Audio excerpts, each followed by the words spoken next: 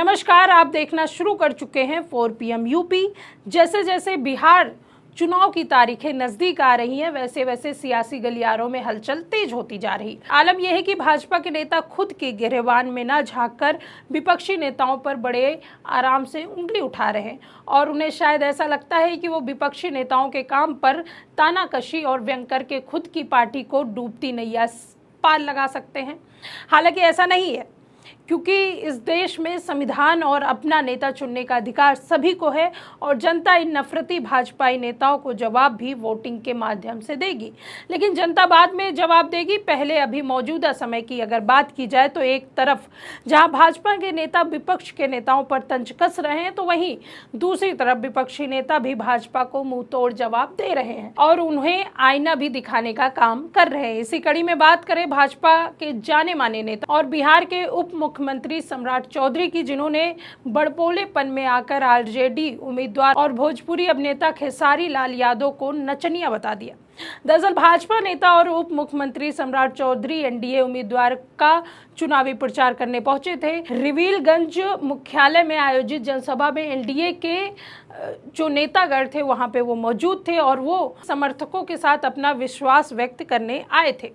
इस अवसर पर बिहार के उप मुख्यमंत्री सम्राट चौधरी ने कहा कि एनडीए की जीत निश्चित है और जनता एक बार फिर विकास का रास्ता चुनेगी। उन्होंने कहा कि छपरा की जनता भावनाओं में नहीं बल्कि विकास में विश्वास रखती है। विपक्षी उम्मीदवार और भोजपुरी फिल्म स्टार खेसारी लाल यादव पर निशाना साधते हुए सम्राट चौधरी ने कहा कि छपरा के लोग फिल्मी ग्लैमर से प्रभावित नहीं होते। एनडीए प्रत्याशी जो जनता का सच्चा सेवक है चुनाव जीतेगा, कोई फिल्म स्टार नहीं। उन्होंने लोगों से जाति और भावनाओं से ऊपर उठकर विकास के नाम पर वोट देने की अपील की। वहीं इस दौरान उन्होंने क्या कुछ कहा, आप इस वीडियो में देखिए। आजकल खेसारी लाल को यहाँ भेज दिया और निकली लोग के पास तो सब उम्मीदवार हार गया। सीएम गुप्ता जी पहले हरा दिए थे सबको, तो कोई उम्मीदवार नहीं बचा और नाचने वाले को ही भेज दिया आपके यहाँ। तो आप सोचिए, ये बहन हमारी छोटी कुमारी को वोट दीजिएगा तो बिहार में सुशासन होगा।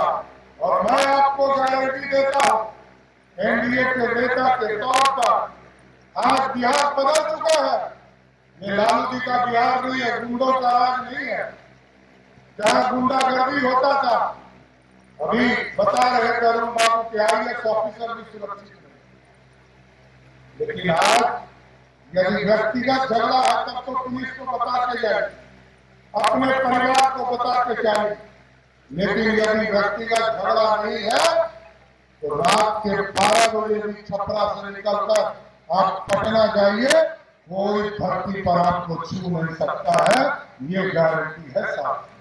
तो देखा आपने, इस तरह से भाजपा नेता दूसरे के काम पर मजे ले रहे हैं, लेकिन वो शायद ये भूल चुके हैं कि उनकी पार्टी में भी भोजपुरी के कई कलाकार विराजमान हैं। तो सवाल ये बनता है कि क्या वे सब भी नचनिया हैं? उन्हें भी सम्राट चौधरी नचनिया ही कहते हैं या किसी और नाम से बुलाया करते हैं? खैर, उनके इस बयान के सामने आने के बाद विपक्षी खेमे में जवाब की झड़ी लगा दी। यहाँ तक कि खुद खेसारी लाल यादव ने भी उन्हें जमकर घेरा। इस दौरान खेसारी ने कहा कि सम्राट चौधरी बहुत बड़े आदमी हैं, उनकी तुलना अपने आप से करना मेरे लिए सही नहीं है। लेकिन अगर मैं नाचने वाला हूँ तो मुझे इस बात पर गर्व है।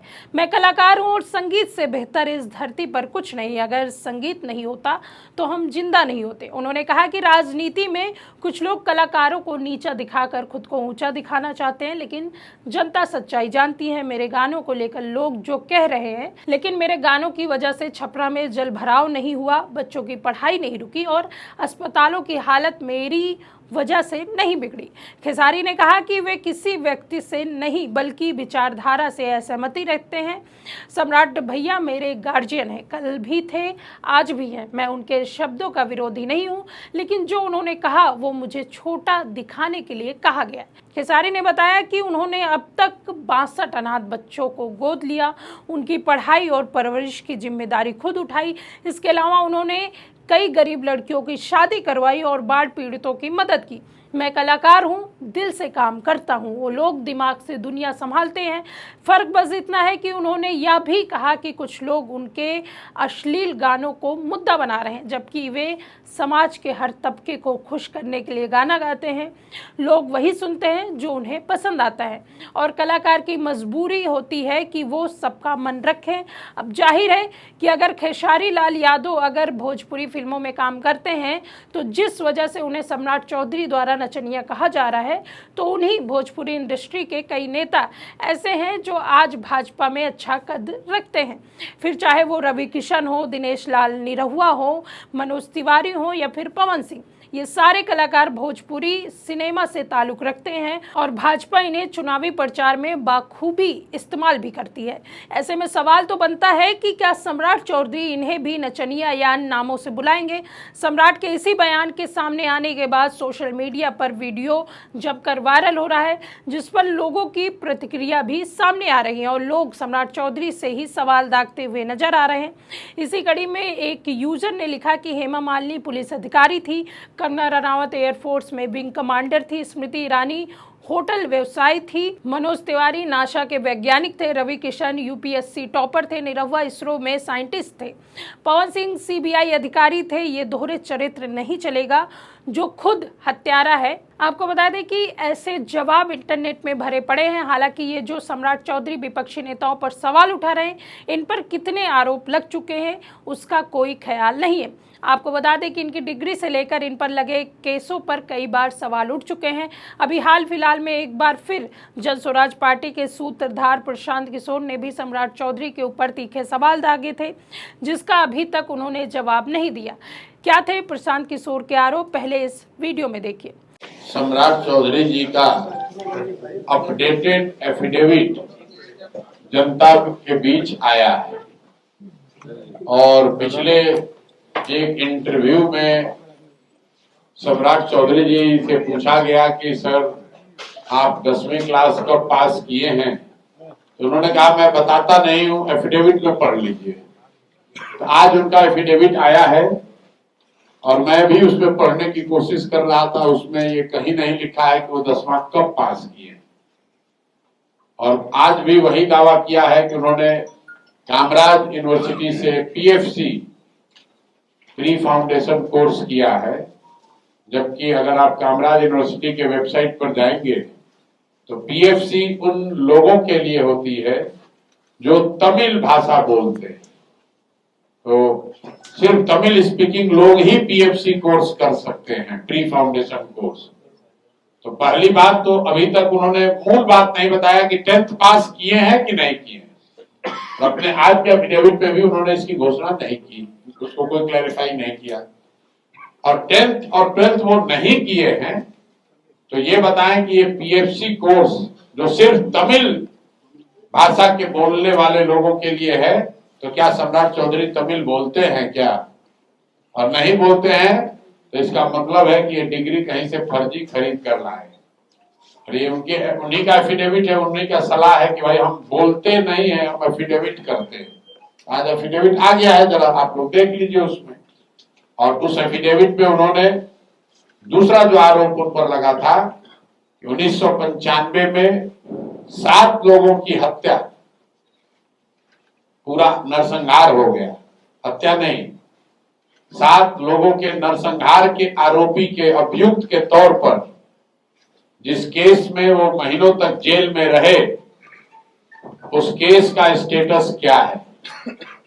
उस केस में उनको बेल मिला है, वो केस क्लोज हुआ है, वो केस से वो बरी हुए हैं, या सिर्फ जो हमने आरोप लगाया था कि फर्जी डिग्री लगाकर और अपने आप को नाबालिग बताकर उस केस से बाहर निकले हैं, इस पर भी उनके एफिडेविट में कुछ भी नहीं लिखा है। तो सम्राट चौधरी बोले या उनके पिताजी बोले, जवाब तो देना ही पड़ेगा। और अब तो तारापुर से चुनाव लड़ रहे हैं तो उनके एफिडेविट को लीगली भी चैलेंज किया जाएगा, तो संभल जाएं। एक चीज उन्होंने क्लैरिफाई किया है, पहले के एफिडेविट में लिखते थे delete university of California, public university of